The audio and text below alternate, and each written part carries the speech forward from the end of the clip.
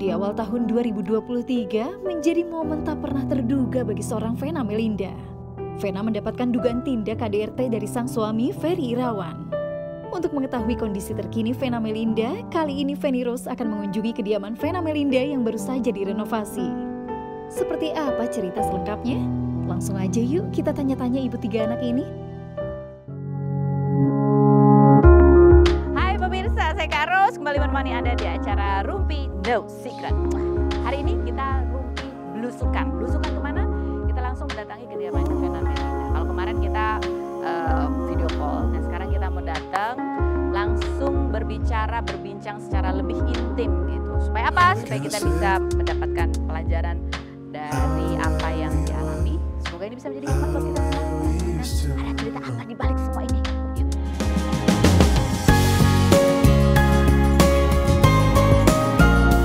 Assalamualaikum.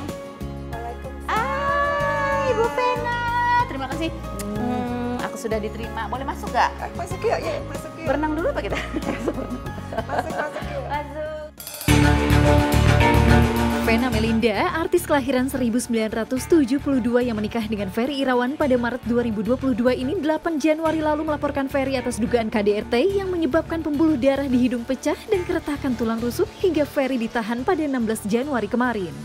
Ferry yang memohon maaf sambil mencium kaki Vena ini dikabarkan sudah 3 bulan melakukan KDRT, tidak memberi nafkah, serta kerap meminta uang untuk membayar taksi online, pulsa, dan cicilan e-commerce.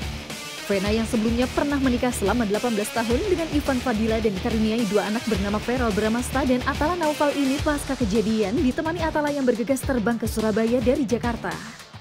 Sedangkan Feral yang sedang liburan di Jepang langsung pulang menemuinya.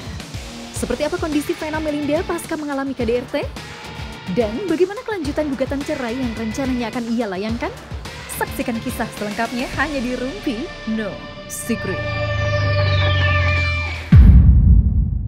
Sekarang kita mau ngobrol santai sama Vena Melinda. Posisinya sih santai. Aku yakin hatinya Vena Melinda masih in the proses yang nggak mudah pastinya ya. Setiap orang yang melalui apa yang kamu lalui itu harus melalui apa ya, mengelola emosi setiap hari gitu kan. Turun 4 kilo betul? 4 kilo lebih. Dalam waktu cuma seminggu? Hampir 12 hari. 12 hari. Tapi yang paling ini ya, yang bener-bener gak makan tuh dari yang tanggal 8 itu. Yang kejadiannya jam 8 sampai jam 6 sore, aku tuh gak makan sampai Ibu Neni ya, yang dari Kapolresta Kediri tuh yang khawatir aku pingsan gitu. Karena kan aku habis visum sendiri, buat BAP sendiri, gak makan sama sekali, gak minum, nangis-nangis. Dari nangisnya tuh berarti dari jam 6 pagi sampai jam 10 malam selesai BAP. Non-stop. Sendiri itu? Sendiri. Jadi masih bisa mikir, masih bisa ingat, masih bisa argumen sedikit tentang macam-macam lah.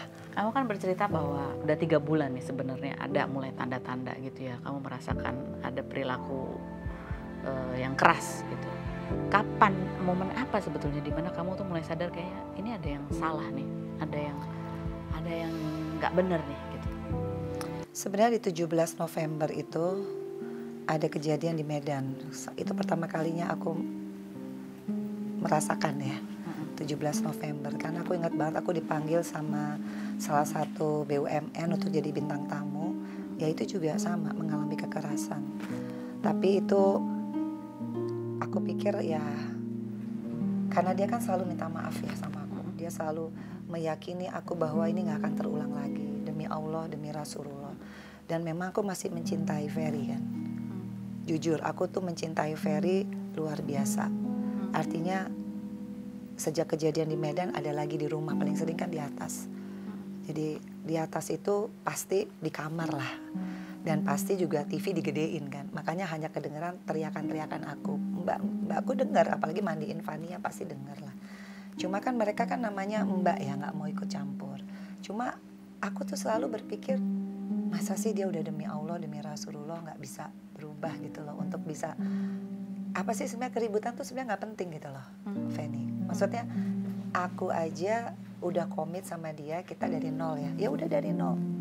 Sebenarnya aku nggak masalahin masalah harus bayarin ini atau kita nggak dapat penghasilan rutin, nggak pernah masalahin itu. Cuma KDRT fisik dan tanggal 8 itu cukup membuat aku tahu siapa dia.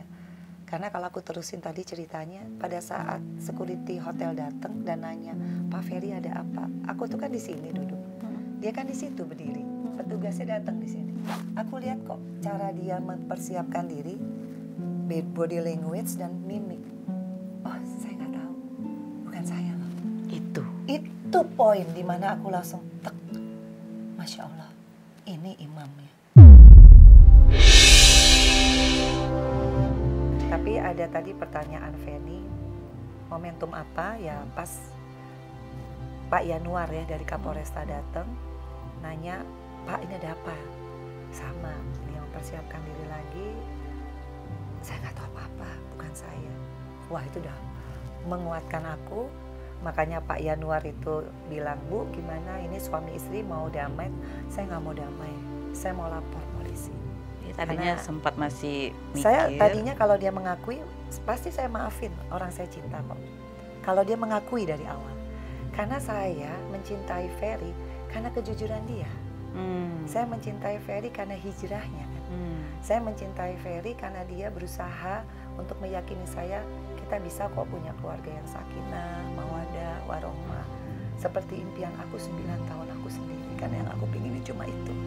Karena aku cuma nggak mau persoalan kecil kayak cemburuan, kayak ini. Itu sebenarnya nggak mendasar di usia aku yang sudah 50. Di usia dia yang sudah 44, yang kita udah komit, kita ini menikah dari nol. Jadi kalau soal ekonomi enggak sama sekali. Tapi kalau saya pribadi melaporkan Ferry Irawan itu karena KDRT fisik dan psikis yang saya alami. Dan sebelum berangkat ke Kediri, memang aku udah asam lambung. Jadi aku tuh udah nggak bisa makan karena sebetulnya aku tuh udah pengen ngomong, kayaknya kita cerai aja deh sama orang tuaku. Tapi kalau ngomong sama Ferry dengan sering adanya fisik, aku selalu bilang mendingan kita cerai aja kalau aku sering diginiin. Udah pernah ngomong. Aku selalu ngomong, dan kalau udah ngomong gitu dia pasti memang minta maaf, memohon sama aku. Ya karena aku cinta ya pasti aku maafin. Tapi di tanggal 8 qadarullahnya Allah itu sudah menunjukkan bukti nyata, darah keluar banyak, masih nggak ngaku. Terus aku mau mengharapkan apa? Aku nih kan tidur sama dia 24 jam. Nyawa aku, nyawa anak-anakku terutama Fania yang masih umur 6 tahun. Itu kan kita menikah itu kan kepercayaan salah satunya. Nah kalau sekarang dia sudah tidak punya komitmen jujur, terus aku mau pegang apanya? Nah di situ aku ngeliat, loh, terus aku mau ngapain? Dia aku bilang aku terusin. Dan memang di Kapolresta itu setelah jam 10 malam aku selesai bikin BAP yang pertama, dia meminta maaf sama aku. Ya aku terima maafnya, tapi bukan itu yang aku mau. Sebagai laki-laki, sebagai imam, mengakui saja. Pasti aku maafin. Pasti kita akan bisa kekeluargaan, karena kan mengakui dulu.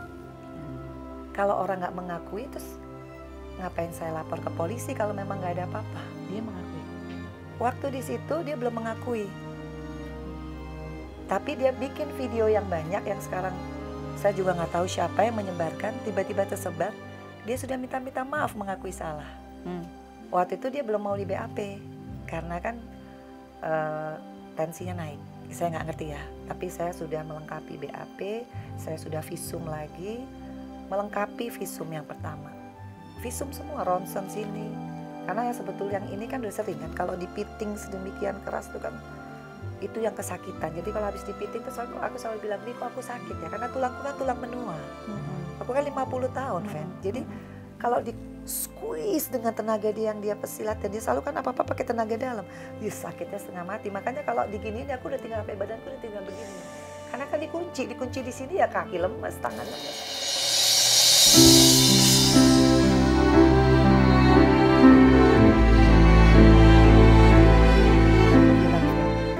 Sama sekali aku tuntut dia secara perekonomian, tapi aku cuma mengharapkan, kita ini kan kerja dari nol. Aku harus kerja, semua aku terima. YouTuber aku terima, jadi endorser aku ambil. Apapun, aku selalu bilang, Bi, ayo kita endorse aja. Aku kan nggak di DPR lagi. Ayo kita endorse. Mau dari kecil-kecil honoring nggak apa-apa. Aku willing banget gitu sama dia. Semua dari nol. Aku willing. Tapi tolong sayangin aku aja. Isi hari tuaku nih dengan yang seneng-seneng aja gitu. Kayak kita, ya memang aku tabungan ada. Tapi kan nggak banyak ya Feni. Aku kan baru renovasi rumah. Jadi aku tuh kecewanya. Dia udah mengaku. Kemudian di BAP, dia sudah mengaku juga. Itu pun di BAP mengaku gara-gara aku inget banget jam 3, apa jam berapa itu. Aku mau keluar dari Polda, tiba-tiba dia bilang, saya mau ketemu Vena. Aku bilang, apalagi kalau nggak ngaku ngapain ketemu? Itu yang nyaksiin banyak kok, boleh tanya orangnya masih hidup semua. Saya bilang, saya mau ketemu Pak Kanit, asal dia ngaku. Ya, Ibu coba aja. Ada Kanit, ada Ibu Masita dari SPKT ya, yang bikin BAP. Ada Atala juga di depan aku. Ada polisi banyak tuh, karena di ruang Kanit. Tiba-tiba dia ketemu aku, dia bersujud sama aku. Mena, Abi orang kecil, Abi orang miskin. Aku bilang gak ada urusan dengan hal itu. Karena bukan itu kok masalahnya. Aku cuma minta pengakuan. Abi ngaku gak? Abi sering squeeze aku. Abi ngaku gak? Dia diam. Kalau Abi gak mau ngaku, kita gak usah ngomong. Iya, Abi ngaku. Semua denger kok. Tapi kan aku gak bisa rekam. Kan di ruang Polda gak boleh ada yang bawa HP. Tapi kan semua denger. Orangnya gak lebih daripada 1. 10 orang ada di situ.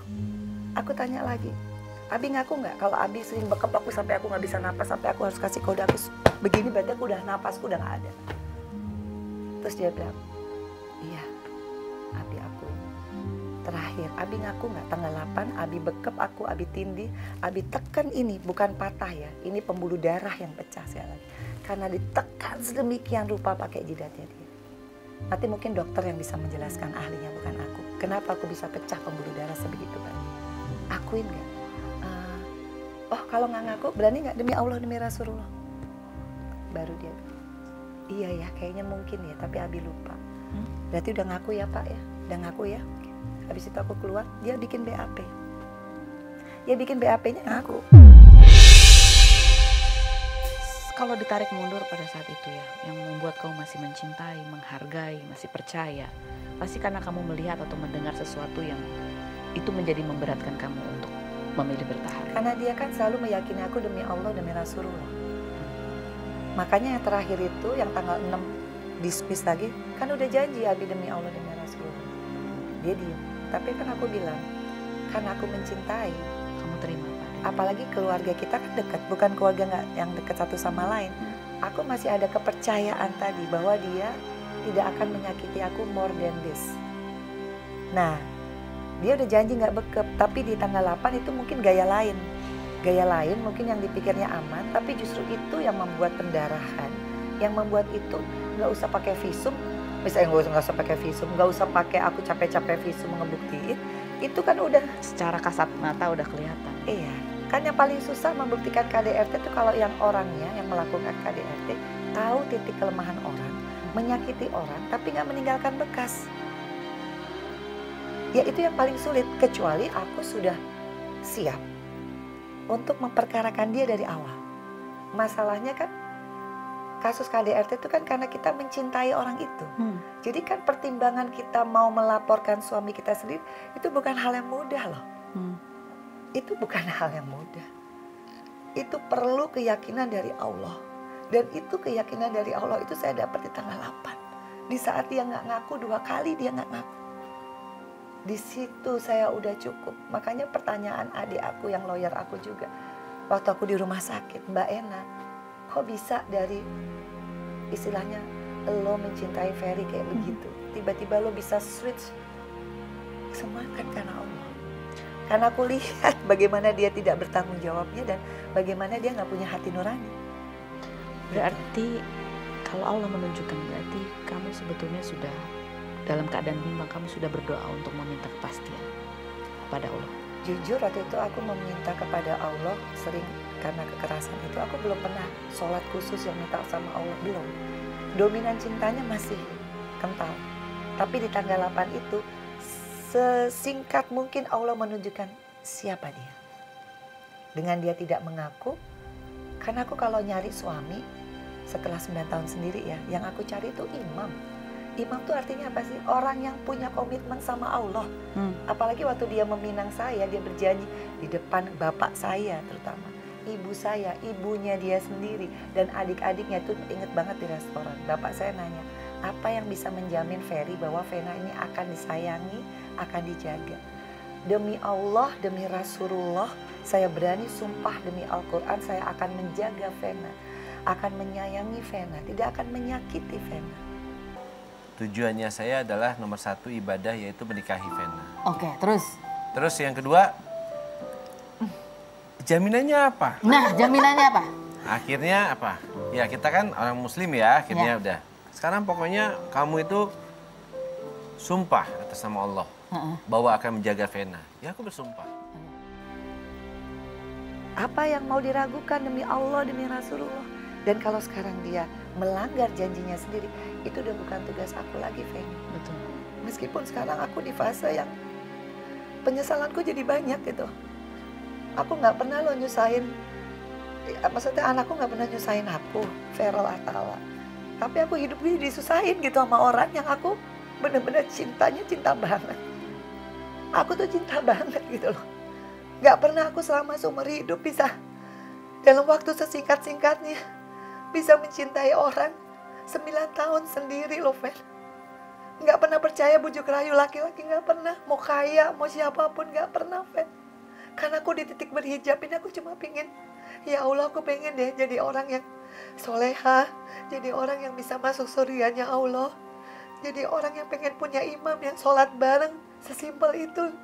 Dan aku lihat dia pada saat itu dia bisa jadi imam, tajwidnya bagus.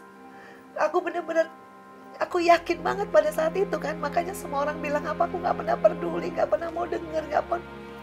Cuma di titik aku penyesal sekarang setelah adrenalin nyelamatin diri lewat, setelah apa namanya shock lewat. Sekarang aku di masa yang aku tuh kalau ngeliat mamaku tuh aku sedih banget lihat Fania, apalagi lihat Feral Atala. Ya Allah, aku kok bodoh banget gitu ya. Udah aman-aman 9 tahun. Emangnya dipikir Feral sama Atala nggak sedih gitu ya? Malu kan pasti dia ngeliat ibunya. Masalah yang kayak gini ke blow up. Ini kemarin kita sempat wawancara sama Feral sama Atala ya. Nggak ada dari awal ketemu, udah langsung Om Ferry yang banyak cerita. Iya, Om Ferry itu gini, dulu gini, tapi sekarang udah hijrah. Begini, serius sama mama, apa segala macam. Itu ada 2 jam kita ngobrol. Sampai pada akhirnya endingnya aku ngelihat mama dan aku bener-bener aku ngeliat mama bahagia kan. Dan sebagai seorang anak, cuman itu yang aku pingin kan. Mungkin mama selama ini sendiri. Dan ketika aku lihat mama senyum, mama yakin banget sama pilihan mama. Aku langsung bilang ke Om Ferry, ya udah apapun keputusan mama, aku doain, aku support. Yang penting itu, jangan pernah tinggalin mama, tolong sabarin mama, dan jangan pernah sakitin mama. Dan pada saat itu Om Ferry berjanji, jadi aku bilang ya udah Bismillahirrahmanirrahim, semoga mama bahagia, semoga mama menemukan pasangan hidupnya. Ya udah, aku hanya bisa memantau dan mendoakan dari jauh. Kamu pertama kali ketika menelpon Feral, yang sering kamu ulang-ulang adalah kamu minta maaf, kamu salah pilih. Aku ingat banget waktu itu bikin visum yang awal di rumah sakit Bayangkari ya, yang di Kediri. Aku waktu itu di ruangan UGD, aku nggak tahu mesti hubungin siapa lagi. Tiba-tiba Feral hubungin aku video call. Di situ aku langsung, ya Feni tahu kan aku sempet jauh sama Feral ya. Jadi aku langsung bilang, kakak, maafin mama ya nak, mama salah pilih orang.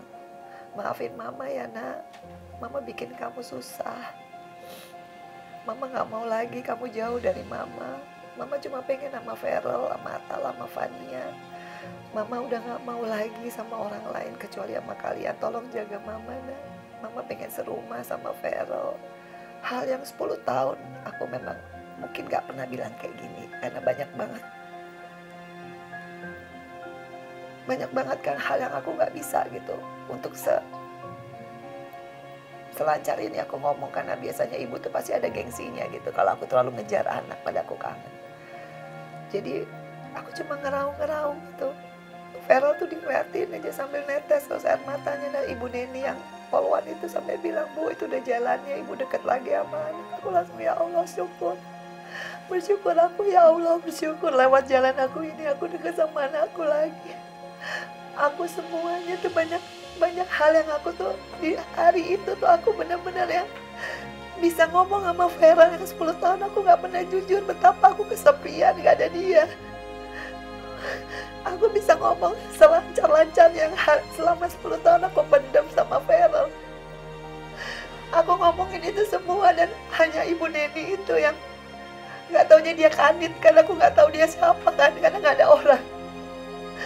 Ibu Kanit, Ibu di jalannya Ibu dekat lagi. Aku bilang ya Allah, sujud syukur ya Allah.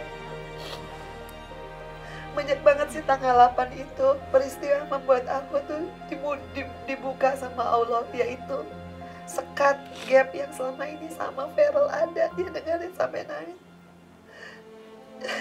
Jadi aku percaya banget Allah tuh bikin aku tuh kayak gini supaya aku tuh supaya aku jadi orang yang jauh lebih dekat lagi sama Allah, sama anak-anakku semua lah. Makanya di titik ini aku tuh nangis bukan aku nggak pernah nyesel lagi. Kalau kemarin aku mungkin ada amarahnya kali ya, tapi aku makin kesini tadi pun aku sholat duha aku makin yakin gitu. Allah hanya pengen aku jadi umat yang lebih baik lah, jadi orang yang lebih bermanfaat. Gak harus jadi apalah, pokoknya aku komit banget ya, kasus ini harus jadi tuntunan buat semua orang bahwa ini tuh nyata dan bisa terjadi sama siapa aja.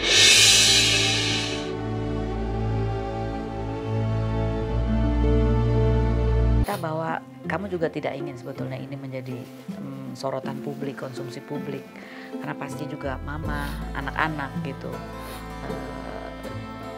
juga harus melalui hal yang gak mudah buat mereka. Tapi karena ini adalah masalah KDRT yang memang ada pidananya, yang mau gak mau itu menjadi perhatian publik gitu ya. Kemarin kita juga wawancara Atala dan ini yang dia ceritakan gitu. Sebenarnya jujur aku capek juga Kak. Kalau boleh jujur aku capek untuk datang ke acara TV harus jelasin masalah keluarga kayak gini.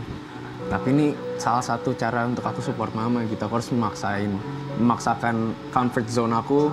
Walaupun aku orangnya nggak kayak kakak yang bisa ekstrovert, aku agak introvert. Tapi untuk membela mama, aku bakal lakuin apa aja sih. Bagaimana kamu melihat apa yang kalian lakukan saat ini bisa memberikan support buat mama? Iya, aku bakal coba di samping mama terus.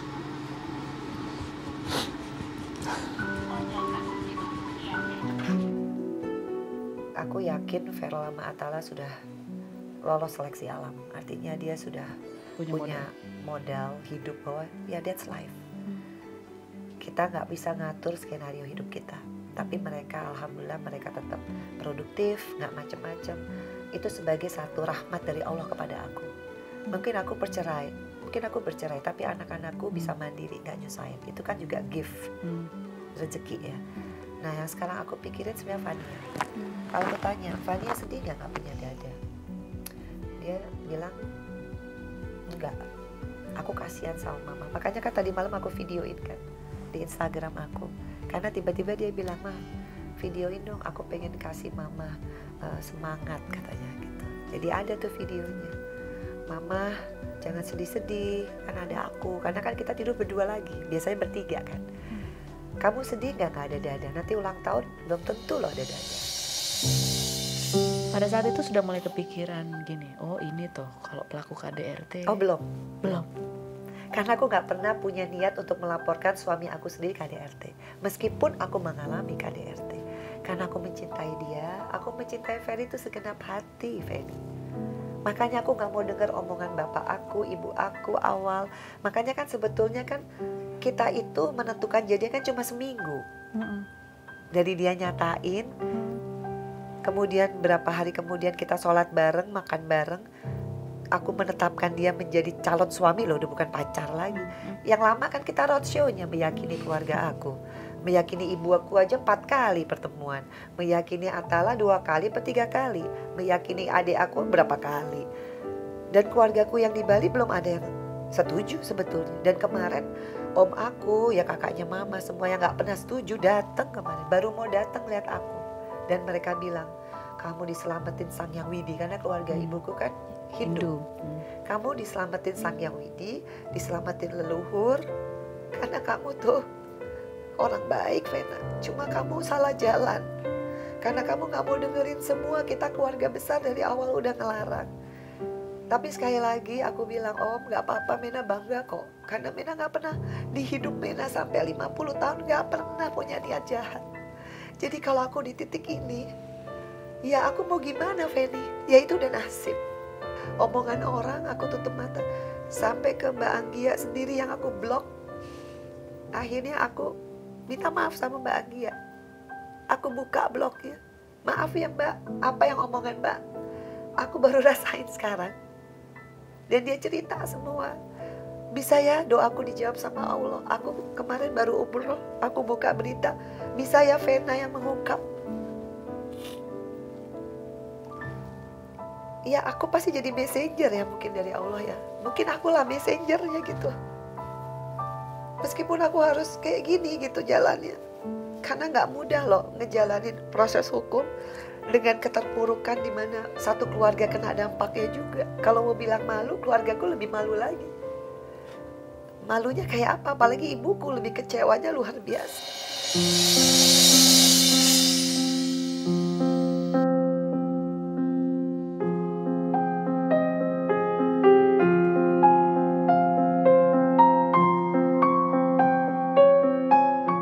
Kamu masih cinta? Sekarang enggak. Kan aku bilang enggak tuh setelah dia ngomong terakhir ke Aku nggak tahu. polisi kan. Itu hilang cintanya. Hilang sama sekali. Tak berbekas. Enggak berbekas. Jadi kalau ada yang bilang aku mau balik lagi mencabut, kayaknya itu sangat salah ya gitu. Karena aku orang yang sangat firm. Di saat aku mencintai orang, aku firm mencintai dia lahir batin dunia akhirat insya Allah. Dengan segala konsekuensinya. Jadi sekali lagi bukan masalah keuangannya. Aku willing untuk benar-benar semua dari nol. Aku udah bilang, Mi, aku pengen mati di pangkuannya Abi. Begitupun Abi selalu bilang pengen mati di pangkuan aku. Itu tidak terjadi. Ya gak apa-apa, tapi paling gak aku pernah menjadi orang yang sangat mendedikasikan diri aku sama dia. Usai mendengarkan isi hati seorang Vena Melinda, kali ini kita akan ngobrol-ngobrol dengan adik serta ibunda Vena Melinda. Reza Mahastra, adik Vena Melinda kelahiran 1982 ini menjadi salah satu kuasa hukum Vena dalam kasus KDRT yang dilakukan Ferry Irawan 8 Januari kemarin. Bapak 3 anak ini dikabarkan paling sulit memberikan restu saat Vena dan Ferry ingin menikah hingga mengatakan waktu akan membuktikan. Nimade Ayu, ibunda Vena Melinda kelahiran 1955 ini mengaku telah memiliki firasat 2 bulan sebelumnya karena melihat sikap Vena yang tampak lebih murung dan lesu. Wanita yang sempat berlibur ke Hong Kong bersama Vena dan Ferry ini kecewa karena sebelum menikah Ferry telah berjanji akan menjaga Vena hingga melarang Vena untuk mencabut laporan. Benarkah Vena menutupi dari keluarga kalau sudah mengalami KDRT selama 3 bulan karena malu aibnya tersebar? Benarkah keluarga melarang Vena untuk menikah lagi? Dan bagaimana cara keluarga menguatkan Vena yang masih trauma? Saksikan kisah selengkapnya hanya di Rumpi No Secret. Oke, sekarang kita ngobrolnya lebih meriah lagi ya. Ada Mami, yang tetap cetar gitu. Ada ini juga adiknya Vena ya. Halo Mbak. Halo Reza. Aku baru ketemu sekarang tapi udah sering lihat di TV sekarang akhir-akhir. Reza ini juga salah satu penasehat hukum, kuasa hukum di awal Vena melaporkan dugaan KDRT itu ya. Ketika ada kejadian laporan itu, kamu sebagai anak laki satu-satunya yang diapit 2 perempuan, merasa harus melindungi gitu orang yang kamu sayang. Itu pasti kelihatan sih kalau dari wawancara tuh, ini tunjukin ya gitu. Emosi. Manusiawi lah Kak. Saya rasa semua orang inherentnya begitulah. Gitu. Apalagi saya lagi santai-santai di hari Minggu pagi yang cerah, tiba-tiba harus menerima telepon, oh nih kakak gue nih, gitu. Tumben video call gitu. Ternyata isinya begitu. Ya panik lah, panik banget gitu. ya akhirnya mencoba ya itu tadi mencoba menyelamatkan lah. Iya lah, maksudnya dengan kondisi gitu tidak bisa ditanya, saya tidak tahu ada di mana. Jadi saya hanya berasumsi dia ada di rumah gitu. Jadi ya. pintu aku dijebol, pintu kamar. Dipikir aku di dalam kamar sini. Ya itu. Oh Kak, oh gitu. Itu bumbunya. Bumbunya. Jadi pada saat video nih nggak tahu Iya. di mana, nggak bisa nanya kan? Langsung datang ke sini. Iya, jadi kamarku jebol tuh yang di atas. Di atas. Pintu kamar. Kayak itu karena asumsi. Iya nggak apa-apa sih. Itu saking paniknya dan ingin menyelamatkan Iya, itu karena tadi. saya berpikir ada di dalam. Gitu. Terus? Terus ternyata tidak ada. Tambah panik dong. Baru saya bertanya habis itu, ini ada di mana? Ya memang ini agak lucu sih ya. Cuman ya itu tadi ya memang ya itu tadi ya itu bawaan manusia ya. Kalau kita udah panik Refleks. tuh mikirnya jauh lebih sedikit. Oh, Mami sendiri, Mama sendiri taunya dari Reza atau sebelumnya Mena udah telepon? Mena tuh udah telepon dari pagi, lihat. Tapi saya lagi ngurus cucu. Jadi lihat itu nanti cucunya gimana nih pada mau ke sana sini. Akhirnya saya biarin dulu deh gitu. Jadi nggak sempet ya. Ngurusin, tahu-tahu dia datang itu. Apa? Mama gimana waktu Pertama datangnya karena dia datang panik. Mama gitu. Dengan buka pintunya yang kenceng banget. Kaget. Ada apa nih? Ditunjukin videonya Vena. Terus? Lemes langsung. Nggak bisa ngomong, aduh. Udah nggak tahu dia nggak bisa ngomong udah lemes aja sampai udah terus dia mungkin takut. Langsung suruh adiknya jagain mama dulu. Dia nggak tahu ke depan ngurus-ngurus. Nggak lama Feral telepon. Mami ada apa? Udah jangan tanya mami nggak tahu lah, lemes udah nggak bisa ngomong.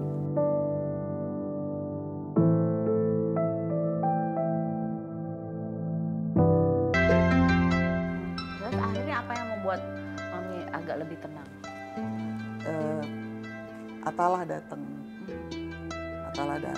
dia bilang mami udah nggak usah ini, yang penting mama udah nggak ada apa-apa sama mama, sama siapa mama.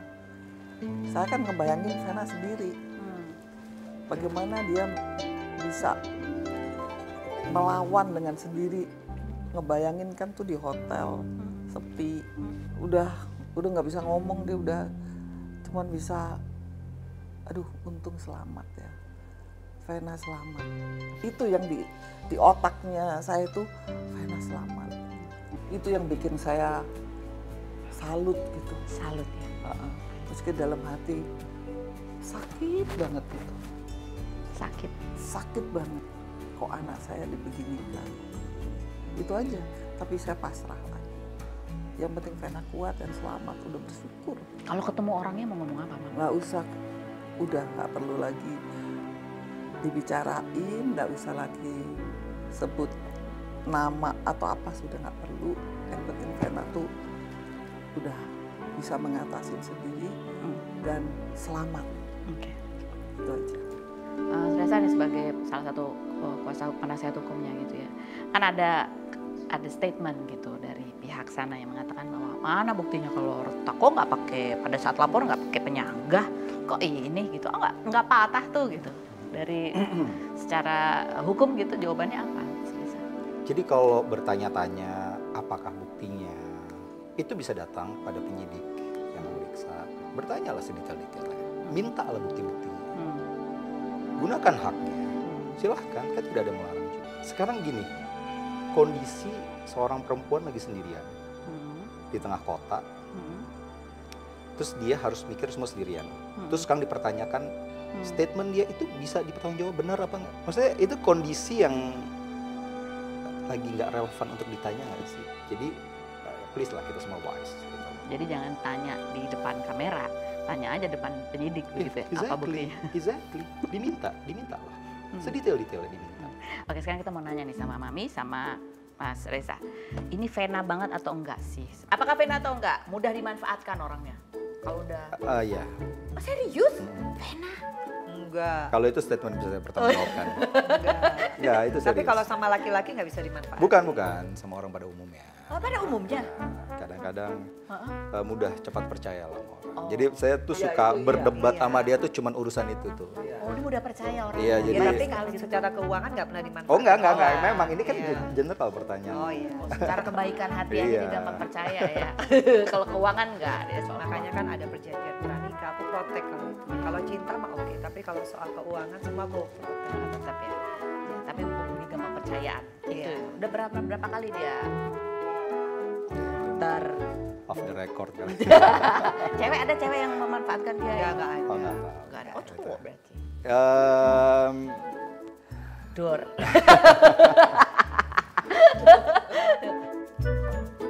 Mami sendiri ada sebagai perempuan juga gitu. Apa yang Mami ingin sampaikan dari apa yang dialami Vena ini? Mungkin untuk perempuan, untuk pelaku KDRT ataupun untuk korban KDRT.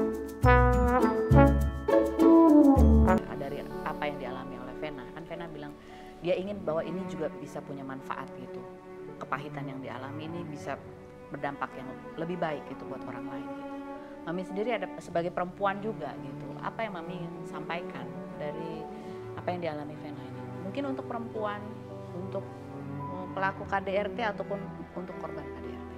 Kalau saya sih udah saat ini belum bisa komen apa-apa, saya masih merasakan pahitnya Vena masih berdampak ke saya.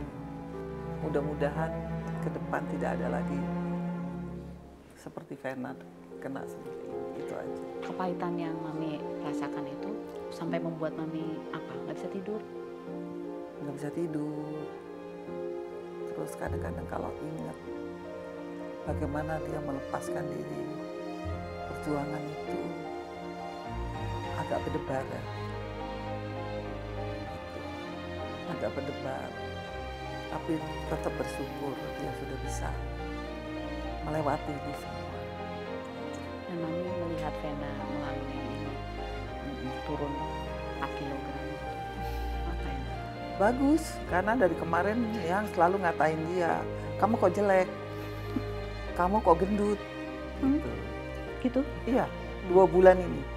Kamu kok kusam, kamu nggak fresh, kamu norak bajunya. Karena tidak seperti biasanya dia seperti itu. Sampai dia marah, mama kok ngata-ngatain. Emang benar, hanya mama yang bisa ngomong gitu sama kamu. Setelah Mama tahu bahwa ternyata di balik itu seperti ini, sakit banget hatinya. Sakit banget. Tapi ya sudahlah, mungkin ini harus dilalui. Kedepannya, kita kan nggak pernah tahu kedepannya ya. Kedepannya semoga Vena itu mendapatkan kebahagiaan yang berlimpah-limpah semua. Amin ya sekarang.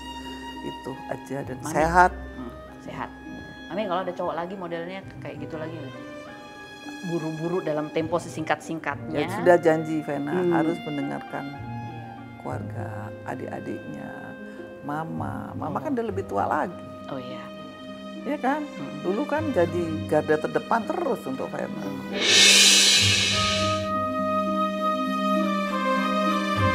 Banyak sekali pelajaran yang bisa pemirsa Rumpi petik dari kisah seorang Vena Melinda. Jangan lupa saksikan terus Rumpi No Secret setiap Senin sampai Jumat pukul 2 sampai 3 sore hanya di Trans TV.